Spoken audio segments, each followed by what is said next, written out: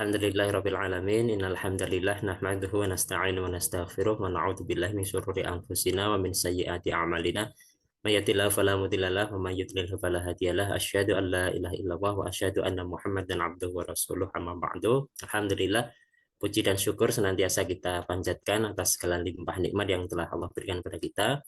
Tak lupa juga salawat dan salam kita sanjungkan atas baginda Rasulullah Muhammad SAW. Alhamdulillah, malam hari ini kita berjumpa kembali di media online ini ya. Setelah kemarin ada jeda dan nanti kita akan melanjutkan pembahasan. Terakhir kita menyimpan sebuah jawaban ya, menyimpan pertanyaan yang nanti akan kita jawab, yaitu tentang Uqdatul Kubro. Baik, izin share screen.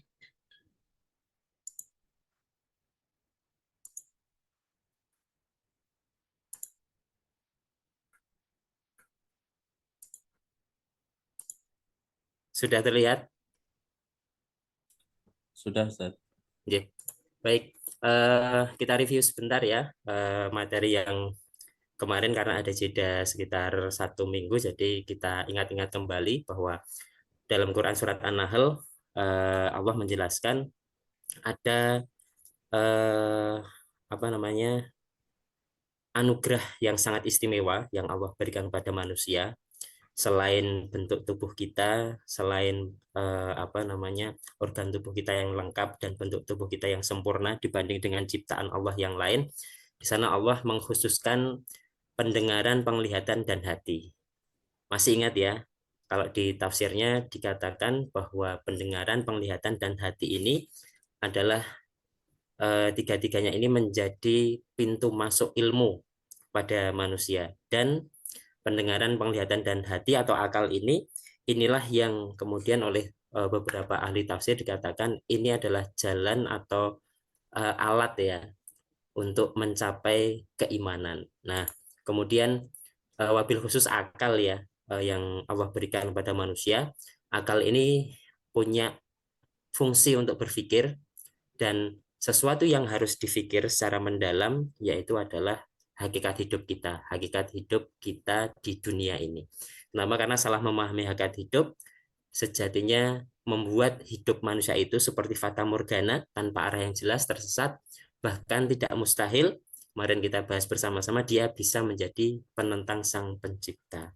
Baik, kemudian lalu bagaimana cara menggunakan potensi akal untuk memahami hidup itu? Nanti ketika manusia itu lahir, tentu fungsi akal, fungsi pendengaran, fungsi penglihatan belum berfungsi secara sempurna, maka persis seperti yang dijelaskan dalam hadis, tidak akan dicatat atau Allah tidak akan memberikan mencatat dosa seorang itu ketika dia anak-anak sampai dia balik. Kenapa? Karena ketika belum balik, akalnya belum sempurna. Maka saat manusia itu menginjak balik, maka akal itu dia akan berfungsi secara sempurna, maka mulailah dia akan berpikir tentang hal-hal yang paling mendasar dalam hidupnya, yang tentu hal-hal yang paling mendasar itu menuntut jawaban yang tuntas.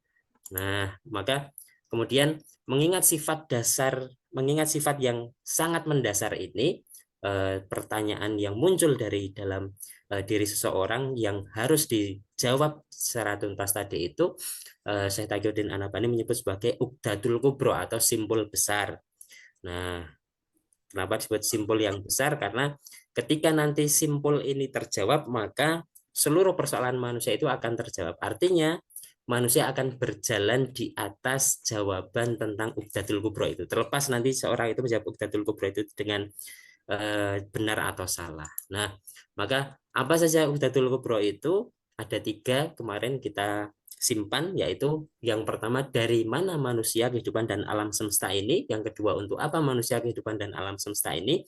Dan yang ketiga, kemana nanti manusia, kehidupan, dan alam semesta ini. Nah, ini kemarin kita simpan sampai sini, kemudian nanti kita akan bahas ya. Tapi pada kesempatan malam hari ini nanti saya mohon diingatkan karena ini materinya agak cukup panjang ya, sehingga nanti kita akan menjawab pertanyaan atau simpul yang pertama dulu, yaitu dari mana manusia, kehidupan, dan alam semesta ini. Baik. Nah, Untuk menjawab ini ya, untuk menjawab pertanyaan yang pertama, dari mana manusia kehidupan dan alam semesta ini, Syekh Taqiyuddin An-Nabhani menguraikan dalam kitab At-Tafkir, pernyataan ini wajar saja muncul dalam benak seseorang. Kenapa? Karena pertanyaan ini sebenarnya tentang hakikat apa yang ada sebelum kehidupan kita, qabla hayati dunia, ya. Maka sangat wajar ketika seseorang itu dia menginjak balik, akalnya sempurna, terbersit sebuah pertanyaan, dari mana sebenarnya saya ini, dari mana kehidupan ini, dari mana alam semesta ini. Ini adalah sesuatu yang wajar. Nah, kemudian Uqdatul Kubro yang kedua, yaitu untuk apa manusia ini, pertanyaan ini berkaitan dengan kenyataan bahwa saat ini kita ini kan hidup di dunia, sehingga wajar seorang itu juga menanyakan, sejatinya untuk apa saya, terus kemudian manusia yang ada di dunia ini kok tiba-tiba ya ada di dunia. Nah, maka pernyataan ini berkaitan erat dengan keberadaan manusia di dalam kehidupan. Nah, Uqdatul Kubro yang ketiga, yaitu kemana manusia ini nanti setelah kehidupan dunia ini, pertanyaan ini muncul. Kenapa? Karena secara faktual manusia dan semesta hidup ini suatu saat pasti akan berakhir.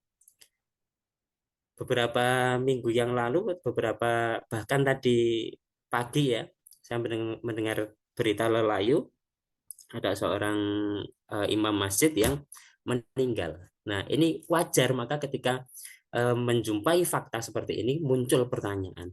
Lah nanti setelah kehidupan ini berakhir, setelah manusia ini meninggal, ya kan?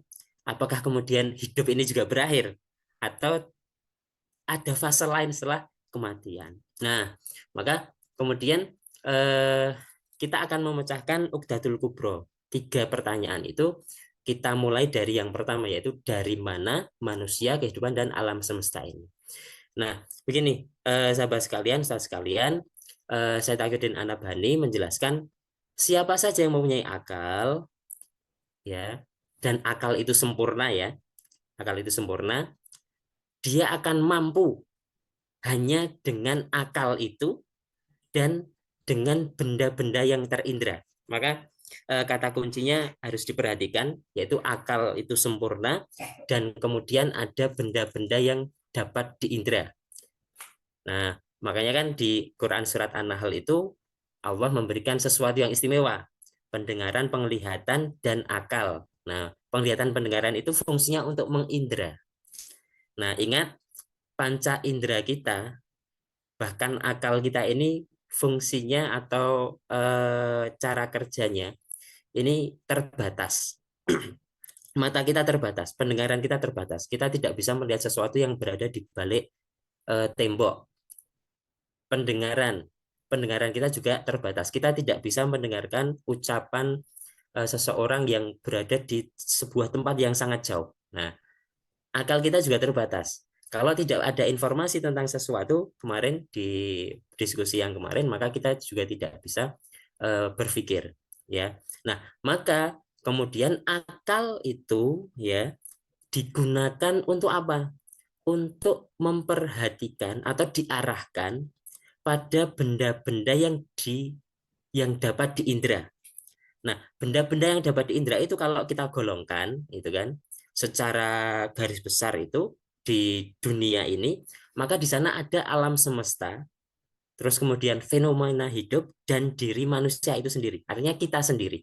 Maka simpelnya gini, kalau dari penjelasan saya An-Nabhani itu, setiap manusia hanya dengan akalnya yang sudah sempurna itu, dan dia itu melihat sekelilingnya itu, dia pasti bisa menemukan jawaban dari mana sebenarnya dia, kemudian dari mana alam semesta ini, dan dari mana kehidupan ini. Nah, kemudian kita lanjutkan. Nih, maka dengan memperhatikan benda-benda di sekeliling kita, pasti nanti akan terjawab ada sang pencipta. Maka kacau, betapa kacaunya pikiran seorang yang dia itu atau seseorang yang dia itu meyakini tidak ada sang pencipta. Padahal sangat sederhana untuk memahami bahwa sang pencipta itu ada, yaitu hanya dengan menggunakan apa yang sudah Allah berikan.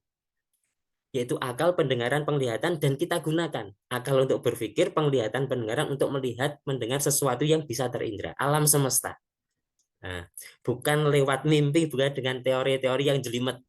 Makanya kemarin saya katakan untuk menemukan sang pencipta itu tidak usah memandang dia itu tinggal di kota atau di desa, dia itu laki-laki atau perempuan, tingkat pendidikannya juga tidak usah kita lihat, asal akalnya ini sempurna. Nah, ada sebuah ungkapan orang Arab Badui ketika ditanya, dengan apa engkau membuktikan bahwa sang pencipta itu ada? Simpel saja. Mereka membuat analogi begini. Jejak kaki unta menunjukkan adanya unta. Iya kan? Jejak kaki unta menunjukkan adanya unta yang lewat, bukan motor yang lewat, tetapi menunjukkan adanya unta yang lewat. Nah, maka meskipun nanti sang pencipta itu tidak bisa diindra, tetapi membuktikan sesuatu itu ada dengan sesuatu yang bisa terindra. Misalnya begini, kalau kemudian seorang itu melihat jejak kaki unta, apakah kemudian orang tadi itu tidak percaya kalau ada unta yang lewat? Pasti dia percaya, meskipun dia tidak melihat unta itu lewat, tapi dia melihat jejak kaki unta. Kenapa? Karena jejak kaki unta itulah yang terindra, yang terlihat, ya kan? Nah, adanya jejak kaki unta menunjukkan adanya unta. Meskipun orang itu tidak melihat unta itu saat sedang lewat. Nah, maka sahabat sekalian, saya sekalian, untuk memahami bahwa sang pencipta itu ada, ini simpelnya begini. Yang pertama, ya, amati saja benda-benda di sekeliling kita. Amati benda-benda yang bisa terindra, bukan benda-benda yang tidak terindra ya. Apa benda-benda yang bisa diindra? Banyak sekali. Hewan, tumbuhan gitu ya. Contoh misalnya ini, ada kursi, karpet gitu kan di ruang rumah kita. Apakah kursi karpet itu ada dengan sendirinya atau ada yang membuatnya kira-kira? Nggak mungkin. Nggak mungkin kalau ada dengan sendirinya. Kita beli, ya kan? Yang tempat kita beli itu pasti dia apa namanya? membuat kursi itu.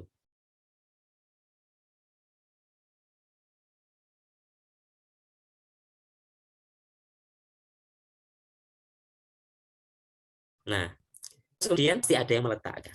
Nah, itu sesuatu yang simpel saja, tidak mungkin ada dengan sendirinya. Lalu bagaimana dengan manusia, diri kita? Makanya kan tadi kita diminta untuk mengamati, memperhatikan benda-benda di sekeliling kita yang sekali lagi yang terindra. Manusia misalnya, ya kan, diri kita mengamati diri kita.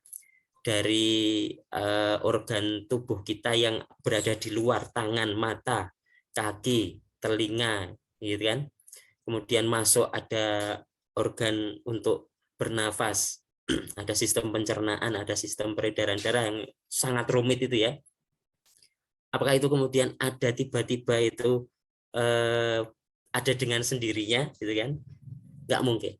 Apalagi ini alam semesta, ada matahari, ada gugusan planet, ada gugusan bintang, beredar tidak saling bertabrakan. 1 tahun perputarannya bisa dihitung, lamanya bumi mengelilingi matahari, lamanya bulan mengelilingi bumi. Semuanya ini adalah sebuah keteraturan. Nah, kalau kita perhatikan dari mana itu kan? Maka ketika kita memperhatikan harus kita bawa untuk berpikir. Bukan hanya dilihat wah indah gitu ya. Tapi coba kita bawa untuk berpikir dari mana alam semesta kita, gugusan bintang, sistem peredaran darah kita yang sedemikian rumitnya itu. Siapa di balik semuanya ini? Nah, ya kan? Apakah semua itu ada dengan sendirinya? Tidak mungkin. Pasti ada sesuatu di balik semuanya itu. Ada yang menciptakan. Kemudian, ketika kita melihat misalnya Menara Pisa ini apa namanya miring itu ya. Apakah kemudian kita langsung mengatakan, wah ini pasti ada dengan sendirinya, gitu kan? Nggak mungkin, ya kan? Kemudian keteraturan apa namanya lalu lintas misalnya, ini ya. Yang kedua, amati keteraturan-keteraturan di sekitar kita. Contoh, lampu lalu lintas ini, kalau ini tidak disetting, lampu pertigaan misalnya atau perempatan, kalau tidak disetting sebelah utara misalnya, merahnya berapa detik, hijaunya berapa detik, terus sebelah barat, dan seterusnya, kalau tidak dibuat sebuah keteraturan, pasti juga akan timbul lalu lintas yang kacau. Nah, tapi kemudian ketika ini dibuat sebuah keteraturan, ya kan, lewatnya bergantian, sehingga teratur, jalan itu teratur. Sama dengan alam semesta, terbitnya siang dan malam, terbitnya matahari dari timur, kok nggak pernah terbitnya dari selatan. Artinya kalau matahari itu dia punya kehendak sendiri, tidak di bawah kendali yang lain, dia punya kemampuan. Wah, hari Senin saya dari timur, hari Selasa saya dari selatan, hari Rabu saya dari utara misalnya, dan seterusnya. Tetapi semua ini sudah berjalan sesuai dengan keteraturan. Bumi mengelilingi matahari, kok nggak bumi mengelilingi bulan, kok nggak bumi mengelilingi Venus. Nah, dan seterusnya dan seterusnya. Alam semesta begitu pula, ya. Kemudian ini, maka kesimpulannya, mereka ini alam semesta ini, ya, benda-benda langit, bintang dan seterusnya, mereka ini ada yang mengatur dengan ritme dan pola yang teratur, ya, berjalan dengan jalur yang tetap. Kemudian maka kita bawa arah berpikir kita, siapa di balik semuanya itu? Apakah si matahari yang mengatur, ataukah bulan yang mengatur, ataukah bumi? Nggak mungkin. Lalu apakah planet-planet itu sendiri yang mereka yang menentukan dirinya sendiri mau bergerak kemana, berapa lama sebuah benda langit itu mengintari benda langit yang lain? Juga tidak mungkin. Nah, siapa yang mampu mengatur miliaran planet, miliaran bintang yang sangat teratur ini, sehingga tidak ada yang saling berbenturan? Nah, maka kita bawa pertanyaan-pertanyaan itu ke sana. Pasti yang menciptakanlah yang bisa mengatur itu. Contoh seperti lampu lalu lintas tadi itu, ya programmernya itu yang bisa mengatur, ya kan? Suatu ketika bisa lampu merah itu dari 4 sisi dibuat merah semua, bisa. Saya pernah itu kemarin hari Rabu, saya ba'da subuh ngaji tempat ustadz saya, pulangnya lewat lampu merah, semuanya berhenti. Semuanya berhenti. Ternyata apa? Ternyata dari 4 sisi itu di sebuah perempatan, di 4 sisinya itu semuanya menyala lampu merah. Ternyata bisa disetting seperti itu. Oke. Nah, terus kemudian untuk memahami adanya Sang Pencipta, maka sekali lagi kita mengamati sesuatu yang bisa terindra. Coba lihat pola-pola khas di sekitar kita. Nah, seperti sebuah pabrik ya, yang sudah pakai mesin, itu ada step-stepnya di bagian ini, di bagian ini, dan seterusnya. Di sana pasti ada pola yang teratur dari bahan baku, kemudian diolah dan seterusnya sampai kemudian menjadi ban. Nah, ini apakah itu bisa berjalan dengan sendiri atau sudah ada yang mengatur?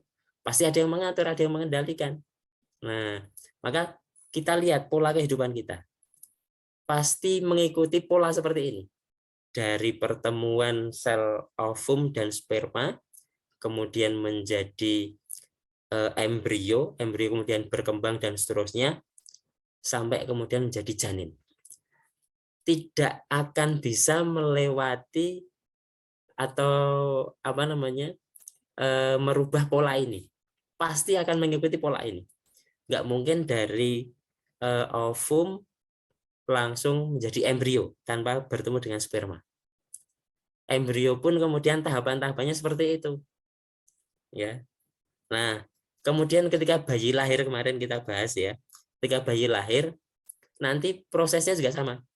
Pasti akan melewati tengkurap, merangkak, gitu kan. Kemudian berjalan, balita, anak-anak, remaja, dewasa, orang tua, kemudian menjadi orang tua.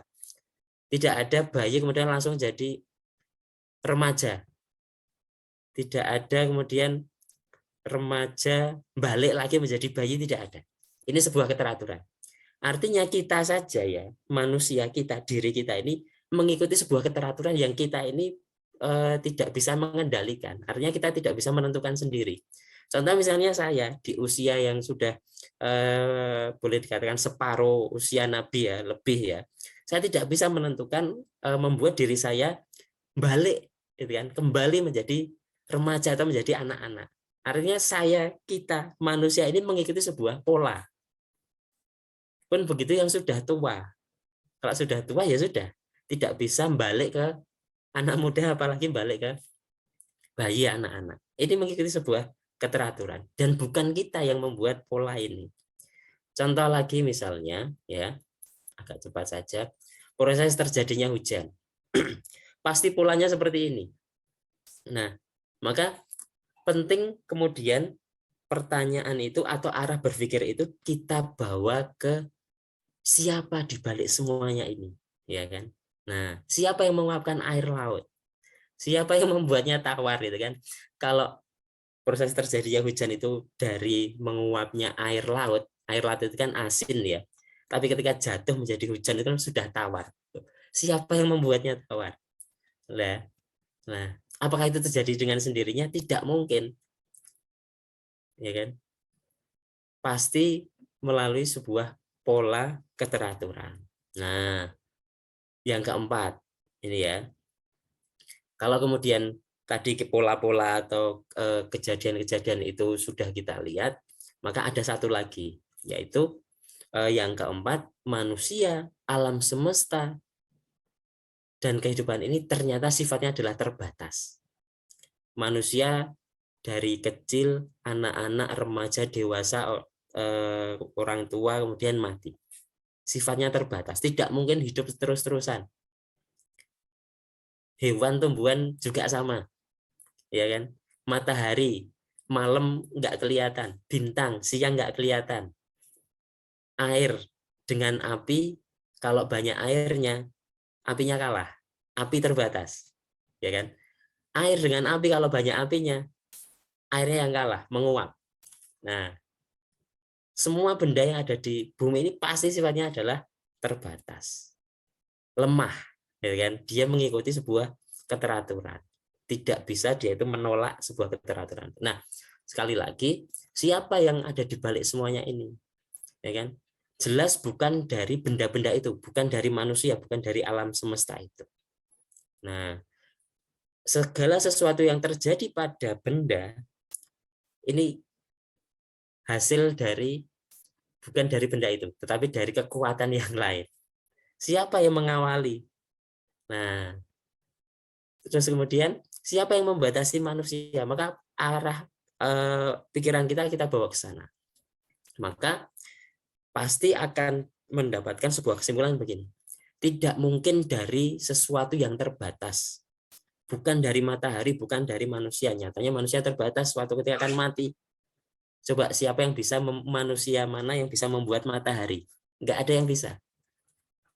Berarti di balik alam semesta ini bukan manusia.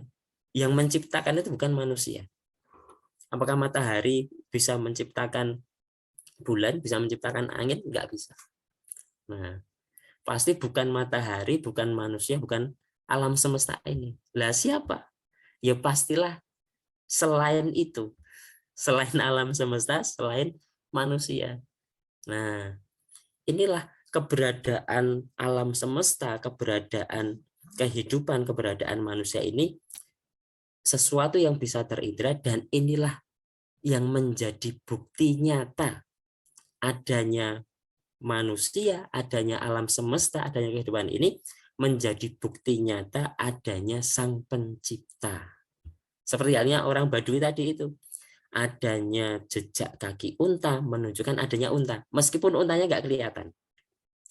Nah, maka dari sesuatu yang bisa terindra tadi itu, alam semesta, manusia dan hidup ini menjadi bukti nyata adanya manusia, adanya alam semesta, dan adanya kehidupan ini menjadi bukti adanya Sang Pencipta. Nah, ini adanya Sang Pencipta yang berada di balik semuanya ini. Ada pengatur.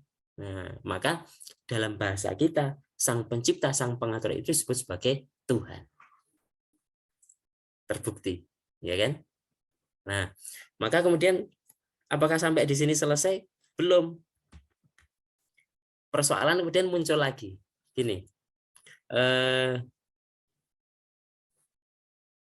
masing-masing keyakinan, masing-masing agama, sampai di titik ini mereka yakin. Sama, kesimpulannya sama. Ada sang pencipta, ada sang pengatur. Kalau orang Islam, Tuhannya siapa? Allah. Kalau orang Nasrani beda lagi. Orang Hindu, orang Buddha beda lagi. Dewa, ya kan? Nah, maka ketika sudah ada kesimpulan, ada sang pencipta, maka muncul ini. Siapa Tuhan sesungguhnya yang menciptakan semuanya tadi itu dan yang mengatur semuanya tadi itu. Teman-teman sekalian, sahabat sekalian, ustaz sekalian, ini ada sebuah kisah nyata ya. Kebetulan saya punya saudara sepupu, jadi ya anak dari om saya. Nah, jadi ceritanya begini teman-teman, ustaz sekalian, dulu saudara saya ini tinggal di Magelang, satu kota dengan saya. Tapi kemudian orang tuanya ini cerai.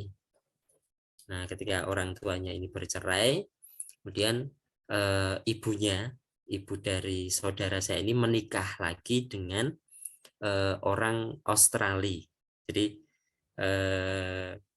laki-lakinya itu Australia, kemudian yang perempuannya itu bule saya, tante saya. Nah, kemudian anaknya si saudara saya itu waktu masih kecil sekitar kelas 3 atau kelas 4 SD itu dibawa sama ibunya ke Australia gitu ya. Nah, singkat cerita kemudian ketika mungkin seumuran kalau di kita mungkin lulus SMA gitu ya. Itu saudara saya itu nyempetin pulang ke Magelang. Nah, dia pengen ketemu dengan saudara-saudaranya, dengan ibu saya, dengan saya dan seterusnya. Nah, suatu ketika ketemu dengan saya, kemudian ngobrol-ngobrol. Nah, ketika ngobrol-ngobrol, kemudian saya melihat ada sesuatu yang sedikit aneh itu dari saudara saya itu.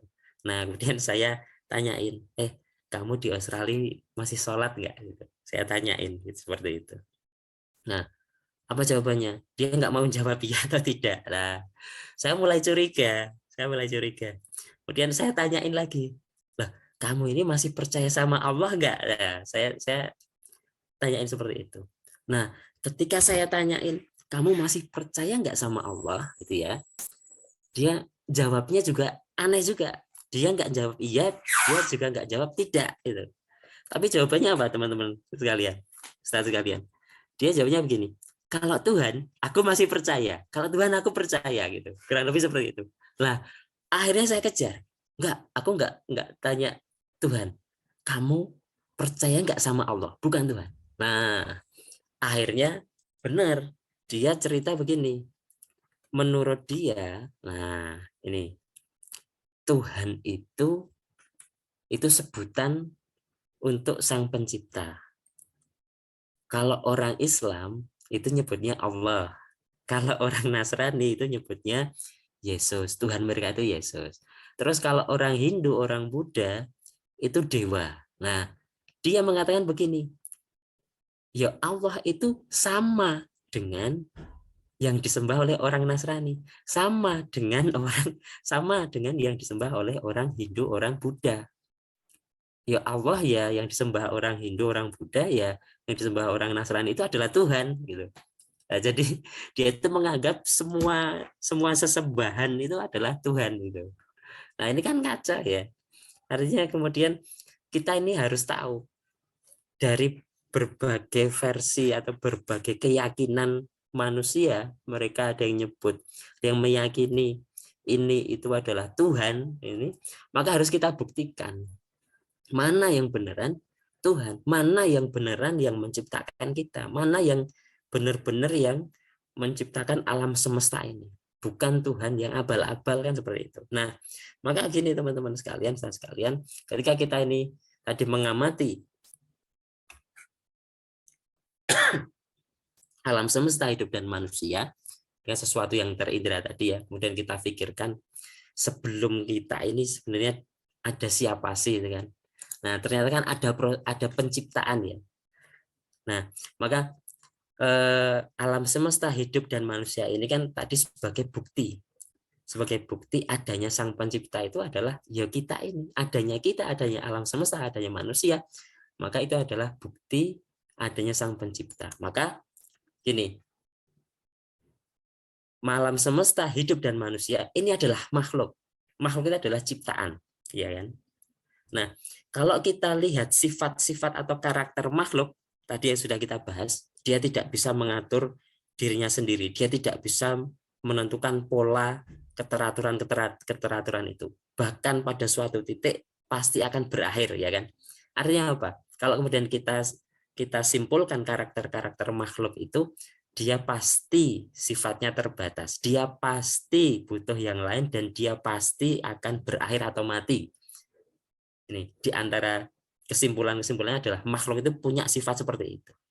Nah, maka kalau kemudian tadi seperti saudara saya itu yang dia itu kacau ya, mencampur adukkan semua ciptaan itu disebut semua pencipta itu sebagai Tuhan, maka harus kita buktikan yang disebut Tuhan itu kan dia nggak boleh nggak boleh sama dengan ciptaannya, berarti dia bukan Tuhan, kan seperti itu. Kalau sang pencipta itu punya sifat makhluk, berarti dia bukan Tuhan. Kalau sang pencipta itu sifatnya terbatas, kalau sang pencipta itu sifatnya itu butuh yang lain, karena ini sifat makhluk ya. Kalau kemudian sang pencipta itu punya karakter berakhir mati, gitu, maka dia sejatinya bukan Tuhan.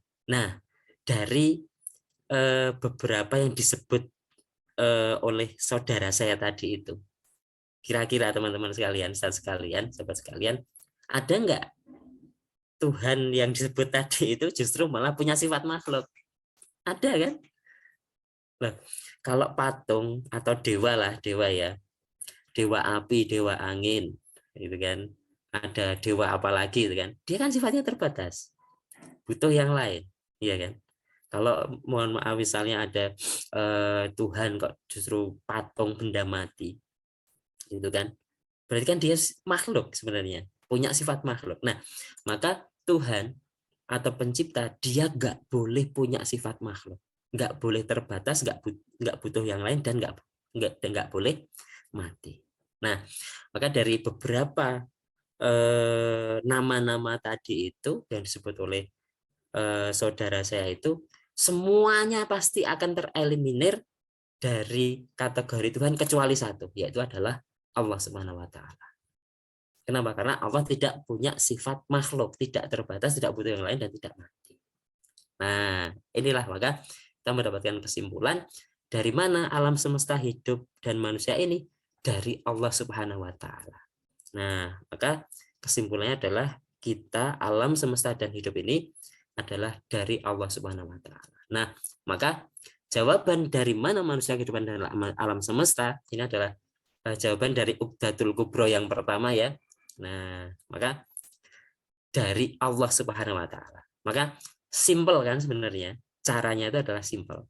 Maka sampai dimisalkan begini oleh Syekh Taqiyuddin An-Nabhani, dengan mengamati salah satu planet yang ada di alam semesta, kemudian merenungi fenomena hidup atau meneliti dari bagian dari manusia, maka kita ini akan mendapatkan bukti yang nyata dan meyakinkan, gitu kan, akan adanya sang pencipta. Belum selesai di situ, siapa saja? Allah. Nah, kesimpulannya adalah ini, tegas. Maka nanti kalau kemudian kita ini mentadaburi Al-Quran, kita baca Al-Quran, maka banyak sekali ada ayat-ayat di dalam Al-Quran itu yang mengajak manusia untuk mengarahkan perhatiannya pada benda-benda yang ada di sekitar kita. Untuk apa? Untuk membuktikan adanya sang pencipta, yaitu Allah Subhanahu wa Ta'ala. Nah, di antaranya ini di Quran surat Al-Ghasyiyah misalnya. Apakah mereka tidak memperhatikan unta? Unta kan bisa terlihat ya, terindra. Bagaimana dia diciptakan unta itu. langit. Nah, suruh memperhatikan langit. Supaya apa? Supaya ketemu siapa di balik semuanya ini. Siapa sang pencipta. Ya kan? Suruh memperhatikan apa? Gunung. Bukan disuruh bermimpi. Karena keimanan ini untuk membuktikan ada sang pencipta ini simple. Kita sudah diberikan modalnya oleh Allah, penglihatan, pendengaran, akal. Dan kemudian Allah juga sudah menciptakan benda-benda yang bisa digunakan untuk membuktikan keberadaan sang pencipta. Ya alam semesta ini, ya kita ini, diri kita sendiri ini. Ya. Kemudian bumi. Nah, lagi di Quran surat Al Imran misalnya. Sungguh dalam penciptaan langit dan bumi. Nah, berarti kita diminta untuk memperhatikan langit dan bumi. Kemudian silih bergantian siang dan malam. Ternyata apa? Dalam pergantian siang dan malam itu kalau kita pikirkan ini bisa ketemu jawaban bahwa di balik semua ini adalah Allah. Terus maka Islam memberikan jawaban bahwa manusia, hidup dan alam semesta ini diciptakan oleh Allah. Nah, ini bukan ada dengan sendirinya. Bukan benda-benda itu yang membuat dirinya sendiri, bukan. Ini di Al-Qur'an, Quran surat Al-Baqarah ayat 21 dikatakan artinya hai manusia sembahlah Tuhanmu Allah yang telah menciptakan kalian dan orang-orang sebelum kalian agar kalian bertakwa. Allah sendiri yang menyebut. Menyebut apa? Tuhanmu Allah telah menciptakan kamu. Nah, ini. Jadi kalau kita ini yakin dengan Al-Qur'an, ya sudah ini jawabannya adalah ini, bukan dengan teori evolusi misalnya, bukan mempercayai bahwa makhluk hidup itu ada dengan sendirinya. Pabriknya manusia yang mengatakan sendiri bahwa Allah Tuhanmu yang menciptakan manusia. Ya. Nah, coba kalau kemudian kita bongkar. Kalau ada yang mengatakan manusia itu bermula dari sebuah teori evolusi yang mengatakan bahwa makhluk hidup itu berasal dari makhluk hidup yang lain. Dan dikatakan bahwa manusia itu berasal dari kera. Padahal tadi ayatnya kan sudah jelas ya. Allah yang menciptakan gitu. Bukan kok manusia itu dari kera. Nah, kalau manusia itu dari kera, ini pasti ada manusia yang bentuknya itu masih setengah kera. Kalau nggak percaya teman-teman, sahabat sekalian beli kera lah. Beli kera 1 atau 2, kasih makan terus. Coba dia akan berubah jadi kera atau enggak. Nah, nggak akan jadi kera itu kan jadi manusia atau enggak gitu kan. Nah, di teori evolusi itu coba ada di Mas Dika atau teman-teman yang lain tahu nggak kalau kera itu dari apa? Karena kan manusia itu dari kera. Kera berevolusi menjadi manusia. Nah, kalau kera itu hasil evolusi dari apa? Oke, kemudian kalau ada yang mengatakan bahwa alam semesta ini terjadi dengan sendirinya melalui sebuah proses apa? Kalau dulu katanya teori Big Bang, ledakan besar gitu ya. Maka kita harus bertanya, lah benda yang meledak itu dari mana? Gitu kan. Kita kejar terus sampai nggak ketemu gitu kan. Sampai apa ujungnya? Dari mana benda ini? Ya kan? Kok bisa benda bertumbukan meledak kok jadi tata surya? Harusnya kan logikanya kalau sesuatu yang meledak itu hancur ya, berkeping-keping berantakan. Coba Mas Dika atau teman-teman yang lain, Ustaz sekalian, kalau di rumah punya ayam ya, diikat pakai mercon gitu kan. Kemudian diledakkan, apakah bisa menjadi anak ayam tadi ya? Anak ayam ini kita ikat dengan mercon, dengan petasan, kemudian kita ledakan, apakah bisa jadi anak ayam yang lain? Nggak bisa. Nah, maka kalau teman-teman sekalian pernah melihat tayangan ketika ada meteor yang jatuh ke bumi sampai tembus atmosfer, itu apa yang terjadi? Permukaan buminya itu jadi kepingan-kepingan planet atau rusak? Rusak ya, bukan jadi kepingan-kepingan planet. Bahkan ahli NASA dan yang semisalnya ketika mereka bisa menghitung ya perputaran bumi, kemudian bisa meneropong ada benda-benda langit yang akan masuk atmosfer bumi, sudah memberikan peringatan, ini benda ini kalau kemudian bisa tembus sampai atmosfer bumi, masuk ke bumi, bisa membahayakan. Abang biarin aja itu kan. Kalau yang teori Big Bang itu benar, biarin aja, nanti kalau numbuk bumi nanti kan jadi planet-planet yang lain. Nah, tapi kan nggak bisa. Nah, ini maka Al-Quran menjawab, dialah Allah yang menciptakan apa yang ada di bumi. Kemudian dia menuju langit, lalu dia menyempurnakan menjadi 7 langit, dan dia maha mengetahui. Sungguhnya Tuhanmu Allah yang menciptakan langit dan bumi.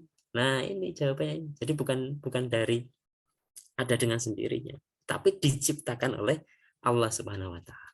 Nah, maka terjawab secara pasti bahwa asal muasal manusia, kehidupan dan alam semesta adalah diciptakan oleh Allah, bukan ada dengan sendirinya, bukan tercipta karena proses-proses alam atau tercipta melalui teori evolusi, bukan, tetapi Allah lah yang menciptakan manusia, alam semesta, dan kehidupan ini. Maka jawaban dari Uqdatul Kubro, dari mana kita, dari mana manusia, dan dari mana alam semesta kehidupan ini, adalah dari Allah Subhanahu wa Ta'ala.